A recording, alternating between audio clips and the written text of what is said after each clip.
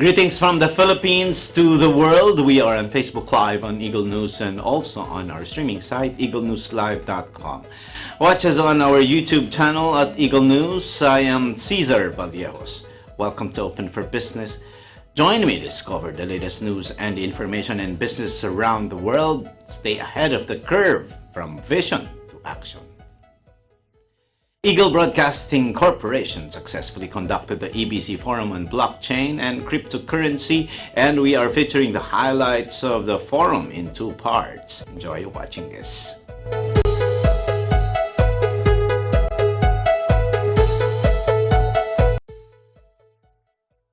Well, let's say I have a 1,000 peso bill and I want to turn it into a digital 1,000 peso bill. The problem with digital things is you can copy it so easily, and you cannot distinguish the copy from the original thing. So if I have a digital 1,000 peso bill, I can make 1 million copies of that and make myself a billionaire. And then I can spend that across the internet instantly at the same time, so no one will know that I'm double spending that money. So what's our solution for that? We put a trusted third party in the middle of the transaction. And unless you've ever used Bitcoin or cryptocurrencies, I can assure you that you've never made an online transaction that there was no third party involved to verify the transaction, to make sure there's no fraud, to prevent money laundering, prevent terrorism, protect your identity and funds. But the reality is the trusted third parties have become the central points of failure as well. So there's like a weakness in that. You have to trust that person, and history is full of breaches of that trust. So Bitcoin is not a company. A lot of people think Bitcoin has a CEO or, is owned by someone, but it's not.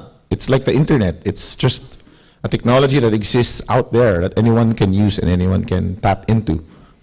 It's not a product. It's actually, similar to email. Gmail is a product, Yahoo Mail, but SMTP, the underlying protocol that allows email to happen, is not a product.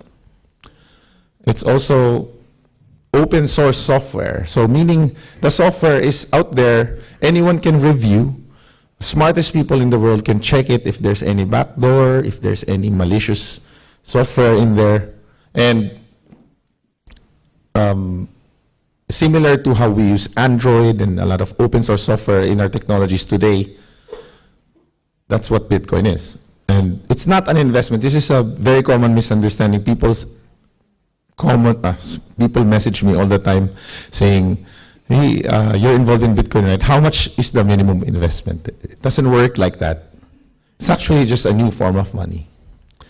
And it exists in a decentralized network run by peers. So if you have a node or if you're running the Bitcoin software, meaning you have a record of all the transactions and you're syncing with all the people around the world doing the same thing. Now, a lot of people ask what gives Bitcoin value? What gives these cryptocurrencies any value? Network effects is very important. The more people it gets reached, the more people use it, the bigger it becomes, and it's like a positive feedback loop. The Lindy effect is actually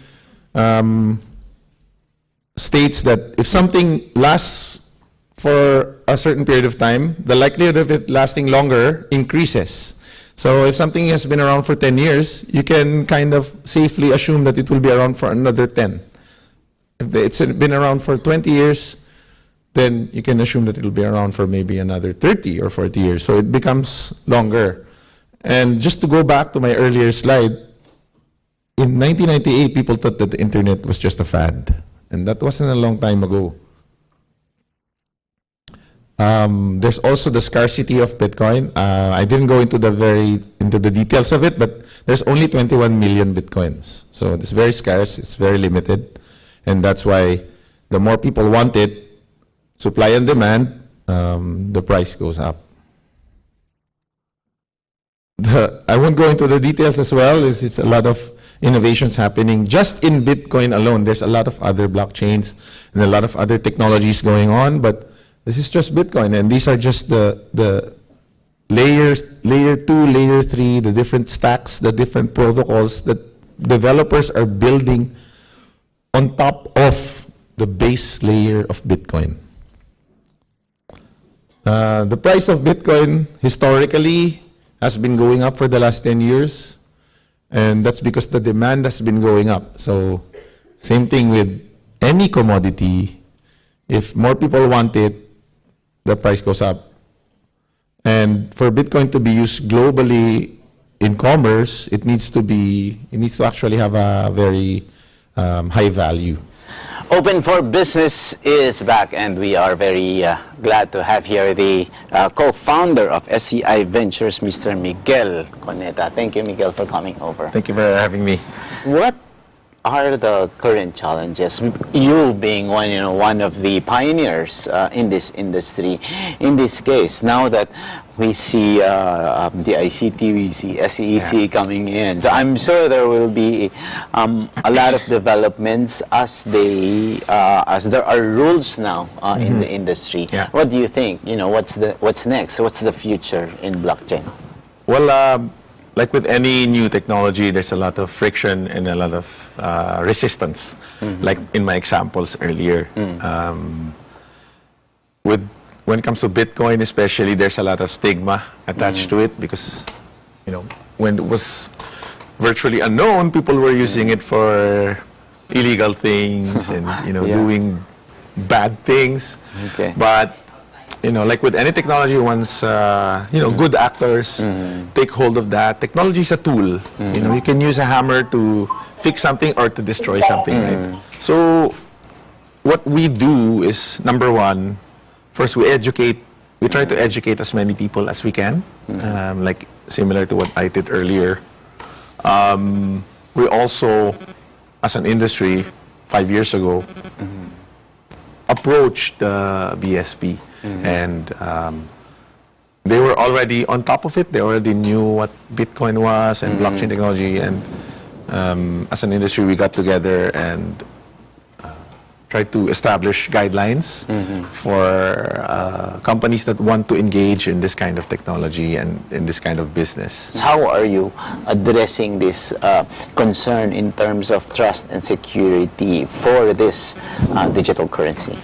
Well, like for example, the BSP has very strict guidelines and rules, on how financial institutions should protect their customers' privacy, identity, protect them from hacking. It's actually very stringent. You can't just apply for this license and get it overnight or something. There's a very long process. And hopefully, over time, as people use it, the trust will build in the companies that provide these kinds of services. Now, a person that is tech savvy enough, they don't even need to trust us. They can go directly and use, for example, Bitcoin as a way to transfer money around the world on their own. They don't need to ask permission from everyone. That's how it works, and that's the beauty of it. So what are your tips to new entrepreneurs, even students, the small and medium enterprises, the startups who are watching? That's your camera, Miguel.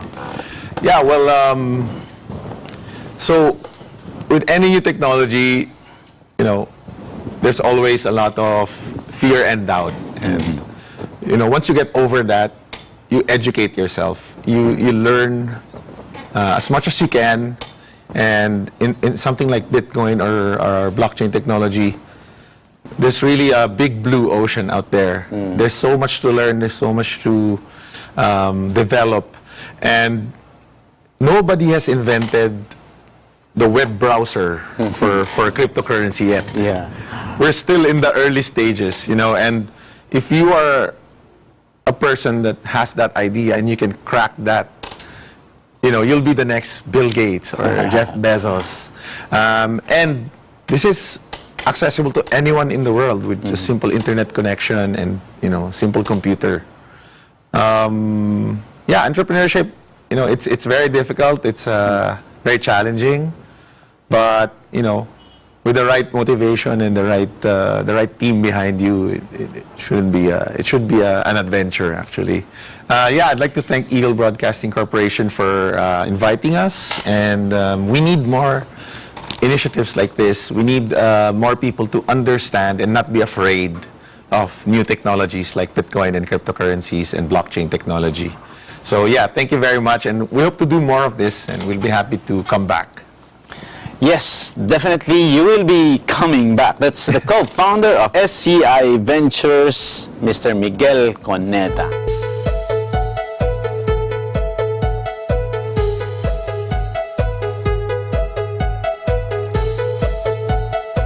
Thank you for watching Open for Business. Join us again in the next episodes of Open for Business for more insights from CEOs, thought leaders, and industry experts promoting business development in the Philippines. See you again every Saturday and Sunday here in Open for Business, where we discuss business information, deliver the latest business news to keep you informed and open for business, and be ahead of the curve from vision to action. For Open for Business, this is Cesar Vallejos. Have a great day.